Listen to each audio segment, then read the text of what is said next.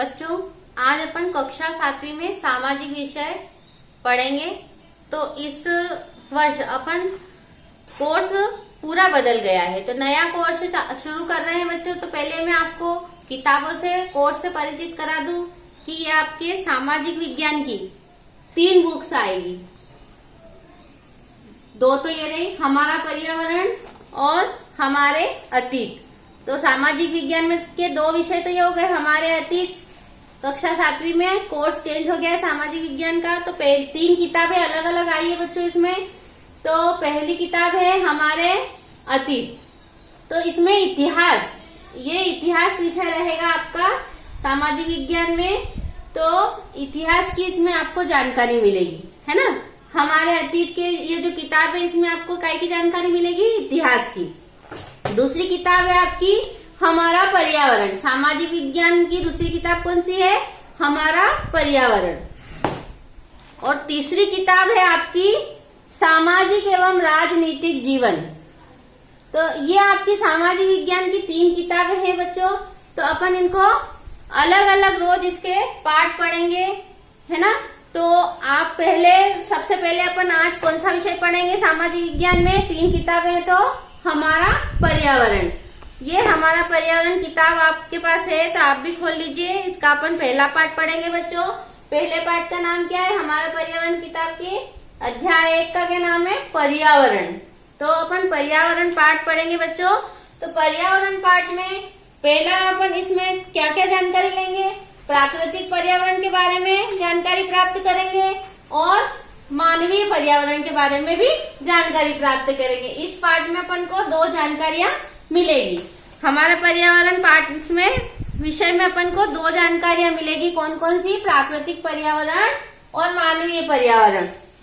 तो बच्चों इसमें एक बच्चा है जो लंबी छुट्टियों के बाद स्कूल जा रहा था, तब उसने क्या देखा कि उसके स्कूल के निकट जो एक खेल का मैदान था बहुत बड़ा, वहां पर क्या हो रहा था, खुदाई हो रही थी और वहां पर एक मल्टी यानी कि बिल्डिंग बनने वाली थी। बहुत सारे जो फ्लैट रहते हैं, एक साथ फ्लैट बनते हैं, तो वहां पर बहुत बड़ी बड़ी बिल्डिंगें बनने वाली थी। तो ऐसा उसने वहां देखा, उसको समझ आया कि ये तो सब अब नष्ट हो जाएगा, पेड़ पौधे, खेलने की जगह, मैदान, ये सब नष्ट हो जाएंगे, मुझे खेलने की जगह नहीं मिलेगी और जो अच्छे अच्छे पेड़ पौधे थे वो भी सारे कट जाएंगे। तो ये सब देखकर उसकी आंखों में क्या हो जाता है, आंसू आ जाते। उसने यह बात अपने सहपाठियों को बताई, मतलब अपने मित्रों को बताई कि सुबह की सभा में प्रधानाचार्य ने भी बहुत उदासी से उसको देखा। उसने उनको भी ये सब बताया कि हमारा पर्यावरण कैसे बदल रहा है। तो उसको समझाया, उनके प्रधान अध्यापक ने भी उसको समझाया, उसके दोस्तों ने भी समझाया। फिर कक्षा में वो पहुंचा और रवि ने अपने शिक्षक से पूछा कि पर्यावरण क्या है। रवि ने क्या पूछा, जो बच्चा दुखी हो रहा था और वो छुट्टियों के बाद जब जा रहा था और उसके स्कूल के सामने जो मैदान था वो नष्ट हो रहा था, तो उसने उसकी कक्षा में जाकर क्या पूछा अपने अध्यापक से कि पर्यावरण क्या है। जो कुछ भी आपके आसपास देखते हैं, आप देखते हो, वो क्या है, पर्यावरण है। आपके आसपास का आवरण क्या कहलाता है, पर्यावरण कहलाता है। जहाँ तुम रहते हो, खेलते हो, खाते हो, पीते हो, वो अपने आसपास का वातावरण क्या कहलाता है, पर्यावरण कहलाता है। शिक्षक ने उसको बताया। फिर रवि कहने लगा, इसका अर्थ है स्कूल भवन, मेज, कक्षा, कुर्सियां, यहाँ तक कि खुला मैदान, सड़क और कूड़ा करकट, मेरे दोस्त, ये सभी हमारे पर्यावरण के अंग हैं। उसने एक और प्रश्न किया कि ये मैदान, कूड़ा करकट, खेल का मैदान, मेज, कक्षा, ये सब भी क्या पर्यावरण है के अंग हैं। शिक्षक ने बोला कि हाँ ये, लेकिन जरा रुको, कुछ वस्तुओं का निर्माण प्रकृति ने किया है। कुछ इनमें से कुछ वस्तुओं का निर्माण किसने किया है, प्रकृति ने किया है, और कुछ का आविष्कार या किसका निर्माण किसने किया है, मानव ने किया है। तो इसको आपको छटनी करना पड़ेगी। इसको आपको अलग अलग 2 छात्र मिलकर आप लिख कर बताइए कि प्रकृति ने कौन कौन से वस्तुओं का निर्माण किया और मानव ने किन किन वस्तुओं का निर्माण किया। तो 2 मित्र में 2 मतलब कक्षा के 2 मित्र आपस में बैठकर सहपाठियों के साथ प्रकृति एवं मानव द्वारा निर्मित वस्तुओं की सूची बनाने लग गए। तो बच्चों आपको मैंने बताया कि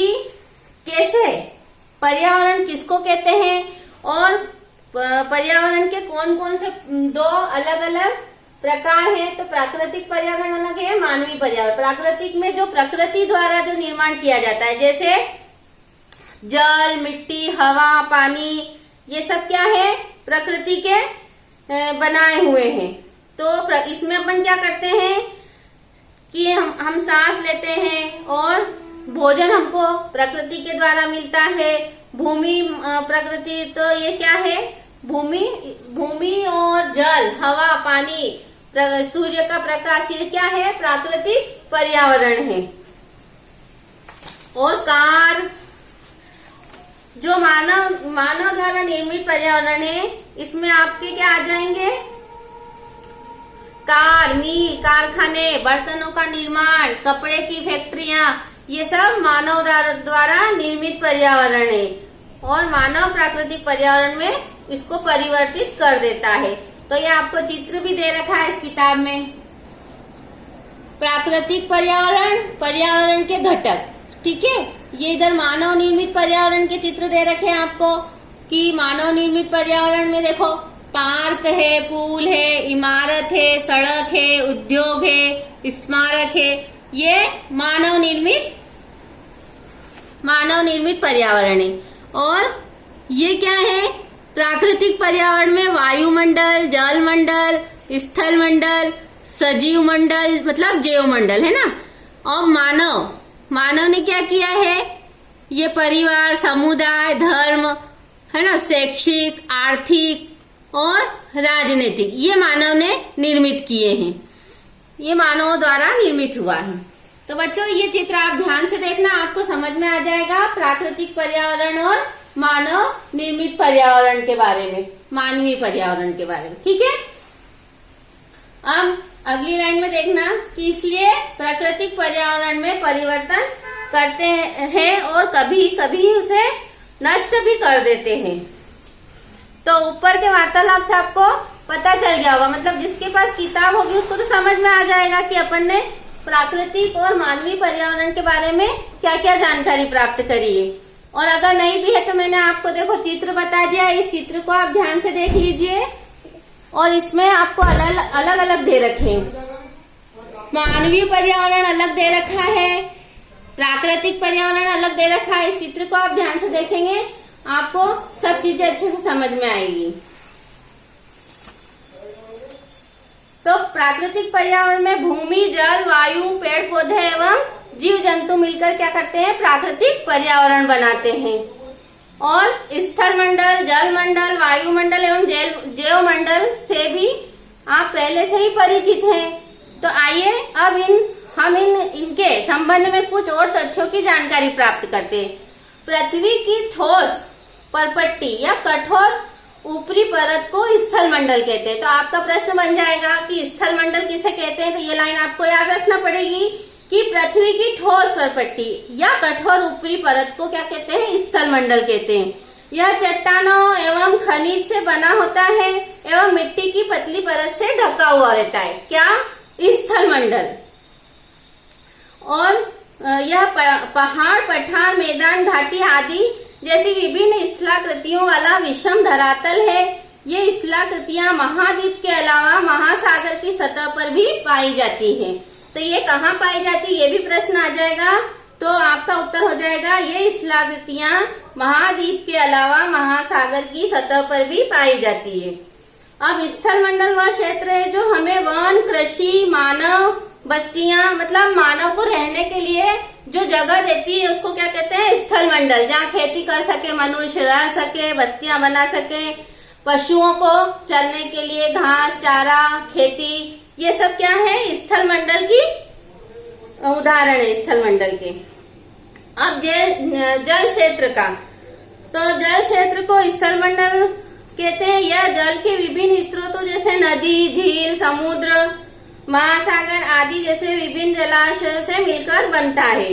यह सभी प्राणियों के लिए आवश्यक है। कौन, जल क्षेत्र, जल मंडल। जल मंडल सभी प्राणियों के लिए आवश्यक है। पेड़ पौधे हुए, जीव जंतु हुए, मनुष्य हुए, सभी के लिए जल मंडल आवश्यक है।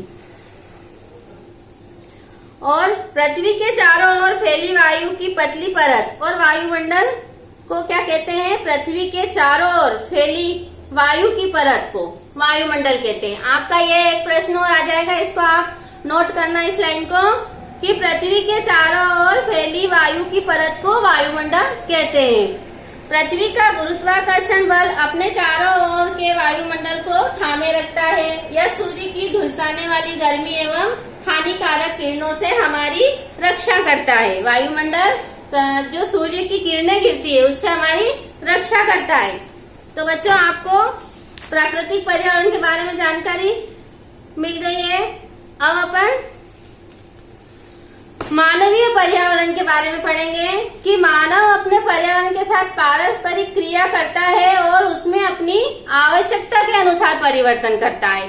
जैसे प्रारंभिक मानव ने स्वयं को प्रकृति के अनुरूप बना लिया था, उसका जीवन सरल था एवं आसपास की प्रकृति से उसकी आवश्यकताएं पूरी हो जाती थी। समय के साथ साथ कई प्रकार की आवश्यकताएं बढ़ी। मानव ने पर्यावरण के उपयोग और उसमें परिवर्तन करने के लिए कई तरीके सीख लिए थे। उसने फसल उगाना शुरू किया, पशुपालन शुरू किया, पहिए का आविष्कार किया। तो जैसे जैसे समय बदलता गया, मानव उन्नति करता गया, वस्तु विनिमय पद्धति का विकास हुआ, व्यापार आरंभ हुआ एवं वाणिज्य का विकास हुआ, औद्योगिक क्रांति हुई जिसमें अनेक कारखाने खुले, तो उसमें उत्पादन बढ़ा, अधिक पैमाने पर उत्पादन बढ़ा, परिवहन तेज गति से प्रारंभ हुआ, सूचना क्रांति में पूरे विश्व में संचार सहज हो गया।